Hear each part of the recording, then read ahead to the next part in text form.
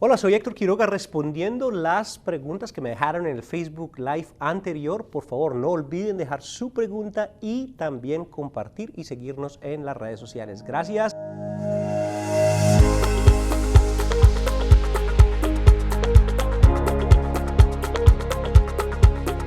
Muchas preguntas están llegando acerca de las entrevistas en el consulado, usualmente en Juárez. ¿Qué tenemos que saber generalmente para tener una adjudicación efectiva, una adjudicación positiva? Bueno, primero que todo tenemos que saber que tenemos que llegar temprano porque así tengamos una cita.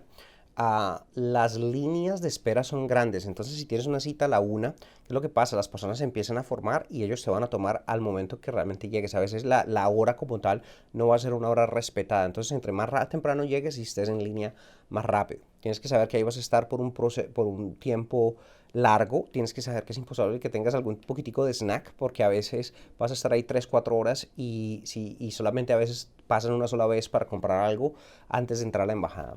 Tienes que saber que debes ir solo, no solamente la persona de la cita la dejan entrar, no puede entrar con otras personas. Entonces es un poco importante que sepan que los visitantes, ya sea la pareja, la persona que los está pidiendo, no va a poder entrar. Entonces tienen que saber que los tienen que esperar afuera. Una vez entres, tienes que saber que tienen que llevar el ID y obviamente los documentos que se van a ocupar, incluyendo pues, documentos originales, porque si el consulado piensa que hay algún tipo de fraude o algún tipo de esta manera, pues va a pedir los documentos para hacer una inspección. Entonces creo que es importante que sepa que tiene que llevar los originales.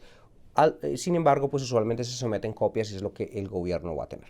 Una vez adentro, pues tienen que entrar. Recordemos, es un edificio federal, de todas formas hay seguridad, entonces entre menos llevemos con respecto a otras cosas mejor, porque vamos a pasar por seguridad. Nos van a llevar realmente a las salas indicadas. Allí de pronto hay líneas de espera adentro, pero también es muy posible que hayan algún tipo de líneas o salas de espera donde puedes esperar y es posible que te pasen de línea a línea, en donde te van a decir si viene por un perdón, si viene por una petición, si viene por una visa. Hay que mirar exactamente en qué ventanilla, qué fila se forma para ir. Recordemos que la entrevista como tal es una entrevista corta, usualmente ellos se demoran 5, 10, 15 minutos máximo. Ellos realmente miran los documentos, mira que esté todo. Entonces por eso es muy importante someter el proceso con un abogado para que cuando llegue todo, pues todo está ahí y se pueda someter. ¿Qué pasa si algo falta?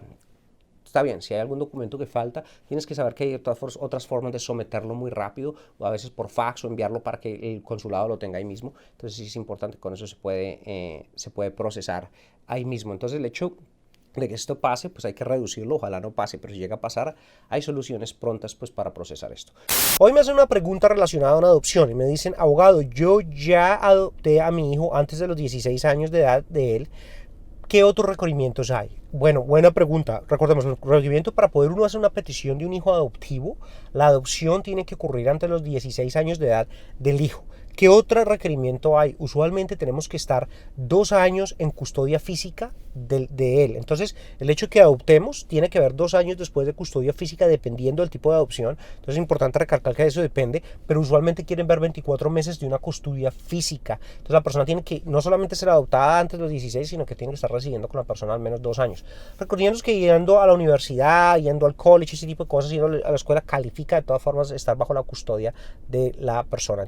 Me hacen una pregunta que es importante que la sepamos enmarcar bien, ¿no? Y me dicen, abogado, si uno se hace pasar por ciudadano, ¿qué digo cuando va a aplicar para la residencia? ¿Qué puede pasar cuando yo aplique para la residencia? Obviamente, una persona que diga que es ciudadana y no la es, puede completamente destruir sus casos de ciudadanía. Pero recordemos que la ley dice que se tiene que hacer una representación para adquirir algún beneficio migratorio, entrando al país, por ejemplo, o de pronto haciendo una petición por un permiso de trabajo.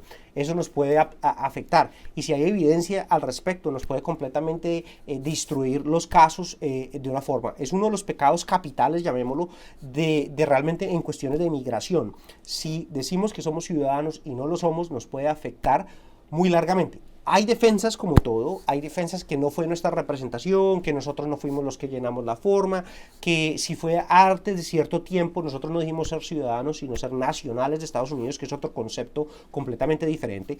Pero de todas formas es muy importante que hablemos con un abogado de inmigración que nos sepa y nos diga si realmente nos va a afectar o no nos va a afectar, o realmente si hay defensas para esto o no. El día de hoy la pregunta tiene que ver con la adopción. Realmente, ¿cuándo puedo yo adoptar a un hijo internacionalmente y traerlo? Entonces, ¿cuándo se puede realizar? Y esto a veces pasa mucho cuando queremos adoptar, por ejemplo, un sobrino, o queremos adoptar a alguien de la familia del país de origen de nosotros, pero no, realmente pues no podemos por algún tipo de algún motivo. Entonces es importante que recalcar, sí se puede, pero recordemos, la adopción tiene que pasar antes de los 16 años de edad. Tiene que haber una adopción finalizada antes de los 16 años para poder hacer la petición. La adopción puede pasar en el país de origen o puede pasar dentro de Estados Unidos, pero así debe ser. Bueno, estamos ahí. Recuerden, los 16 años de edad, si ya se ha pasado los 16 años de edad, pedir a la persona no se va a poder. Hoy me hacen una pregunta con respecto al perdón I-601A, que es el perdón provisional. ¿Cuándo lo pueden, después de haber sido aceptado o ganado, pueden todavía negar la residencia? La respuesta es sí, obviamente. Recordemos que el perdón I-601A es un perdón que nos perdona solamente la presencia indocumentada. No nos perdona fraude, no nos perdona misrepresentación, no nos perdona ningún tipo de otro problema. Digamos que vinimos con nuestros hijos y tenemos algún problema de haber traído otras personas a Estados Unidos. Entonces, esos otros problemas van a requerir otros perdones, otras cosas. Entonces, es muy importante que hablen con un abogado de inmigración antes de irse a una entrevista sin saber exactamente cómo pueden arreglar su proceso. La pregunta es, bueno, yo tengo una petición de mi hermano, soy hondureño, tengo una petición de mi hermano hace muchos años, ya desde 2007. Ya me están llegando documentos para seguir el proceso. ¿Qué tengo que hacer? Bueno, curioso, peticiones entre hermanos, tiene que ser un hermano ciudadano. Desde 2007 me parece un poco temprano que están llegando documentos, entonces tienes que chequear con tu abogado, asegurarte que los documentos que te están llegando son los que son. Pero hay que recordar que la petición es buena, pero ¿cómo entraste al país? Y vas a ocupar, si estás dentro de Estados Unidos, vas a ocupar un perdón, y ese perdón existe por tus padres, existe por tus hijos, existe por tus cónyuges. Recordemos que no hay perdón de presencia indocumentada por intermedio de los hijos. Entonces, por los padres o por los cónyuges, si tienes hijos, entonces de pronto tienes la defensa de los 10 años, dependiendo si son residentes, ciudadanos o cuándo. También depende si los hijos tienen algún tipo de dificultad extrema que se pueda demostrar. Entonces hay que hablar un poquito más, pero el solo hecho que tengamos una petición que llegue a su tiempo no es suficiente, porque hay otras cosas que tenemos que mirar antes de aplicar para la ciudadanía. Es importante que esto lo tengan claro con el abogado antes de iniciar el proceso, porque a veces la petición se somete como una medida de aseguramiento, un poquitico de seguro en el país, pero no se va a meter porque, sabiendo que no va a llegar a ninguna parte. Entonces, de todas formas, yo opino que es importante que lo podamos evaluar, porque pues nos puede llevar a una mejor decisión. La pregunta de hoy es muy interesante y es la siguiente. Me dicen, abogado, yo soy residente con condiciones y es residente temporal y quiero viajar, pero mi tarjeta está todavía siendo renovada. Muchas gracias. Entonces, él es residente condicional, es decir, se casó y lleva 2 años en el matrimonio, metió la remoción de condiciones, está en el segundo proceso para la tarjeta de 10 años y quiere saber si puede viajar mientras esta tarjeta está siendo procesada o qué es lo que está pasando. Bueno, recordemos que sí se puede pedir un permiso especial, se puede ir a buscar un permiso especial para que nos dejen para viajar con la tarjeta expirada, más la carta de que el proceso está, desde que el caso está en proceso.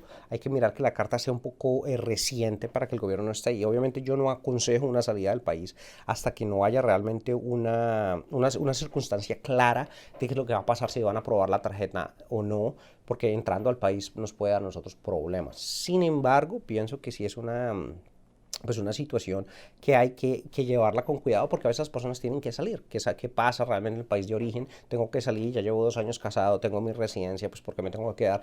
De todas formas, sí hay formas de hacerlo. Sin embargo, como abogados usualmente les decimos a las personas, por favor, no salgan, porque no sabemos si en la entrada nos vayan a traer problemas. De todas formas, si deciden hacer una cosa de estas, siguiendo el consejo de un abogado o una abogada, y deciden hacer esto, mi consejo es que de todas formas, entrando, sepan que tengan mucho cuando vayan a hacer lo que son las aduanas entrando a Estados Unidos, tengan mucha diferencia de tiempo entre los aviones, porque muy posiblemente van a estar en la segunda inspección y van a estar allí horas, ¿no? 2, 3, 4 horas, entonces van a perder, a la mínima van a perder el viaje, ¿no? Pero sabemos que si llevan los documentos que son, los permisos que son, pueden entrar al país. Lo que pasa es que va a demorar un poquitico más, pero el mejor consejo sería que esperemos hasta que tengamos ya la tarjeta de 10 años.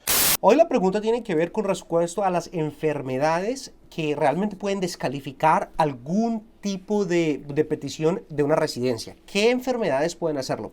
Recordemos que estamos hablando de enfermedades que puedan ser contagiosas. Si la enfermedad puede contagiar, yo puedo proteger un virus y es un contagio grande, por ejemplo, como Ebola, por ejemplo, nosotros nos pueden excluir del país. Es supremamente interesante porque, como sabemos, la mayoría de casos, por no decirlos todos, cuando vamos a meter una aplicación para la residencia, uno de los requerimientos es un examen médico. Y aquí en el examen médico, el doctor examina por este tipo de enfermedades y va a reportar allí si tenemos algún tipo de enfermedad que nos excluya y que sea una enfermedad, obviamente, contagiosa. Importante saber que lo que es el SIDA o el HIV o el HIV que le dicen en inglés, este tipo de enfermedad ha sido excluido específicamente por ley constitucional, en los cuales han habido unos ataques al respecto. Entonces hay ciertas enfermedades que se han podido atacar por ciertos derechos constitucionales. Hoy me hace una pregunta importante con respecto a la Blue Card, a lo que es la tarjeta azul. Recordemos que hacia el 2013 hubo un proyecto de ley en el cual nos dicen que realmente lo que son personas que están trabajando en huertas, en lo que son fincas, en huertas, agriculturalmente, de pronto pueden aplicar para lo que se llama una Blue Card, una tarjeta azul, y después de cierto tiempo pueden aplicar de pronto ajustar el estatus para la Green Card. Lo importante sería que dentro del periodo que tenemos la Blue Card no pueden aplicar para ningún tipo de petición del gobierno, ninguna ayuda pública realmente. ¿Qué es lo que pasa? Esto solamente es una propuesta de ley que está siendo renovada ahorita una vez más, pero que sabemos que ya la habían hecho desde 2013 y se ha caído. Entonces la verdad no pienso que esto se vaya a poner, son propuestas que están, por favor no se van a dejar defraudar. En este momento no hay una cosa, no es ley. Síganos por favor porque aquí les podemos ayudar. Muchas gracias a todos, Abogado Quiroga por todas las redes sociales, Instagram, Facebook, YouTube, en todas las redes sociales. Muchas gracias y hasta la próxima.